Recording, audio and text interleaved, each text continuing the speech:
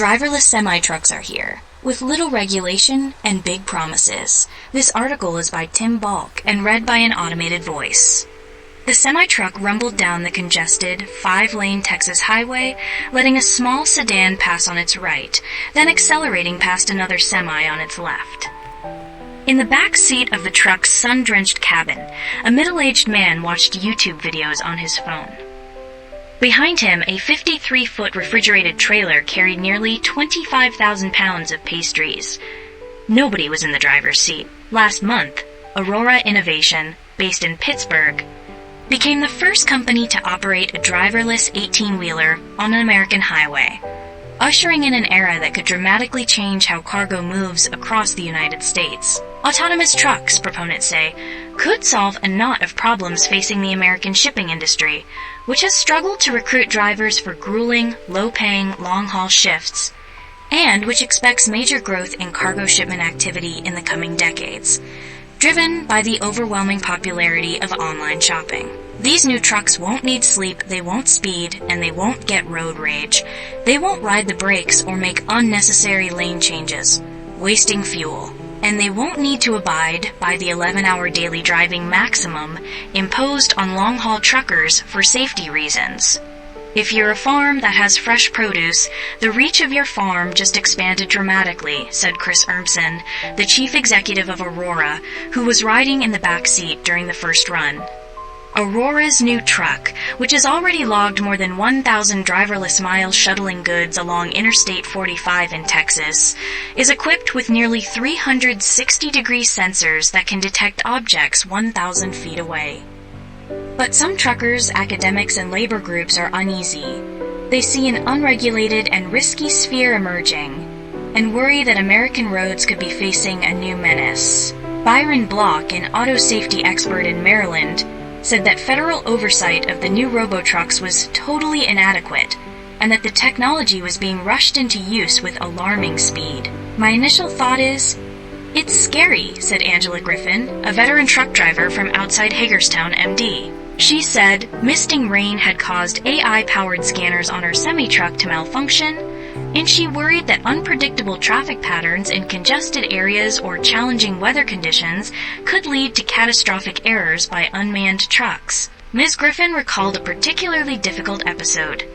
Driving down a rain-soaked Interstate 95 in Fredericksburg, VA, early one morning, signs directed her that the right 2 lanes would be blocked off because of construction. Following the signage, she moved her semi to the far left lane, but when she went around a bend, she discovered the sign was wrong. 2 construction trucks were parked in the left lane, she said. There was a semi on her right, workers were in between the trucks, and there was no left shoulder. She slammed on the brakes and yelled. Her truck pulled up just in time. I thought for sure I was going to kill those people, she said. I don't see how a driverless truck would have been able to read and recognize the threat that was imminent. And Ms. Griffin wondered if the lack of a driver might slow the response time if an autonomous truck runs over a pedestrian or freezes in the road and gets rear-ended. Mr. Urmson, the Aurora chief, declined to say how many people in a remote assistance center would be assigned to each robo-truck. Semi-trucks, the skeptics note, bring dangers different from those posed by the self-driving cars that have started to take over the streets of San Francisco, Phoenix, Austin, and Las Vegas. The trucks are far heavier and need at least a football field's length to come to a complete stop at highway speeds. Some carry flammable or hazardous materials. The rollout of robocars has itself been bumpy. In Arizona in 2018, a driverless car ran over a pedestrian walking a bicycle, killing her. In San Francisco and Austin, the vehicles have slowed emergency response times and caused accidents.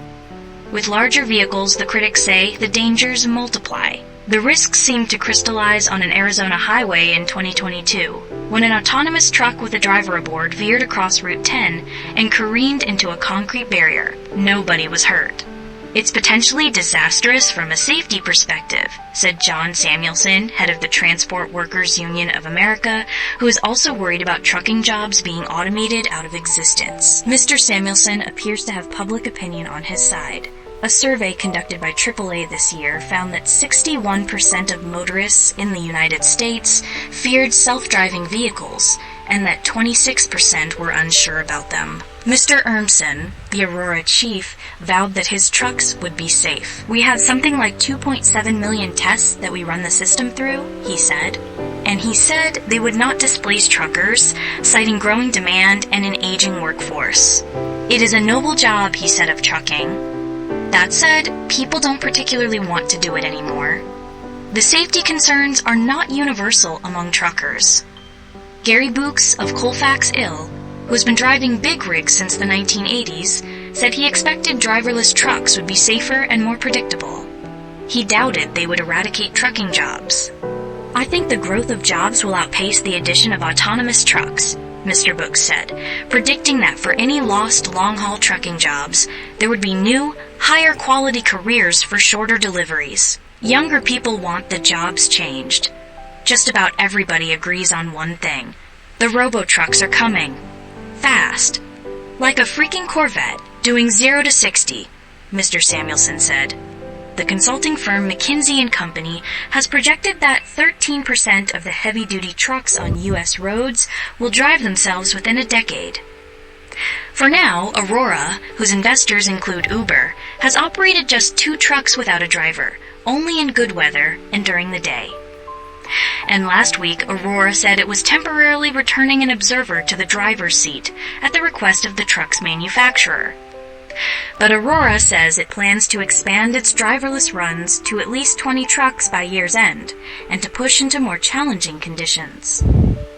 The company is fine-tuning the technology for bad weather, and said its robo-truck would drive conservatively in the rain, and use blasts of high-pressure air to clean the lenses of its sensors. Runs in the snow appear more distant. Mr. Urmson previously ran Google's self-driving car project, now known as Waymo, which has had successes in San Francisco and other cities. At least 3 other companies are also developing driverless trucks. One of the companies, Kodiak Robotics, has started to use driverless trucks on dirt roads in Texas. Experts spoke highly of Aurora, describing the company as a leader in safety. But they also expressed concern about a lack of regulation. "What Aurora is doing is being much more careful than most," said Philip Koopman, an engineering professor at Carnegie Mellon University who specializes in autonomous vehicles. "But there's still no requirement for independent checks and balances. The Transportation Department, which regulates commercial trucking through its Federal Motor Carrier Safety Administration, said in a statement that, quote, comprehensive federal regulations specific to automated trucks are still under development. But the department added that it was working with the trucking industry and state governments to, quote, modernize safety oversight. Government Greg Abbott of Texas, a Republican, said in a statement that he welcomed the arrival of Aurora's trucks and that his state, quote, offers businesses the freedom to succeed. Although there is no federal regulatory framework in place, a number of states have considered legislation to regulate self-driving trucks. Under normal circumstances, experts said, robo-trucks may prove much better at driving than humans. For our ordinary set of traffic crashes, automated trucking will be safer, predicted Bryant Walker Smith, a law professor at the University of South Carolina who focuses on driverless vehicles, citing existing research on vehicle automation. But experts caution that it is impossible to predict how the trucks will react to circumstances their designers did not anticipate. A storm of tumbleweeds, perhaps, or a broad cyber attack that affects their systems. This technology is really good at things it's practiced, and really bad at things it has never seen before, Professor Koopman said, adding, from a safety point of view, nobody knows how it's going to turn out.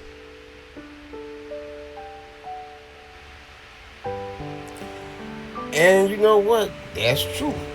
You know what? All the concerns that was mentioned in this particular article are well notable, because considering all the events that are going on with the self-driving cars in general, as they mentioned, Waymo might have been successful, but one thing I find interesting, they did not mention all the kinks that's been going on with that same Waymo vehicle lately. You know, I done a couple of videos on it. So here's the thing with me. They'll make this stuff and they don't think about what could happen in the long run. Now, a self-driving car, autonomous car, that's one thing. But now you got a self-driving truck. I don't know about that. They really should have looked at what's been going on with the way move self-driving vehicles lately, and view that situation, and probably should have hold off and bringing these out. Cause yes, it seems like it's no problem now, but you never know what's gonna happen in the long term. Cause see, it's not they putting this stuff out way too soon, and it doesn't show right then and there, but it definitely will show later on. But anyway, y'all let me know what you think about this article. I put a link to this article in the description box. Be sure to subscribe if you are new to the channel, and I'll see y'all in my next one. Thanks for watching the video. Be sure to subscribe for more video information content.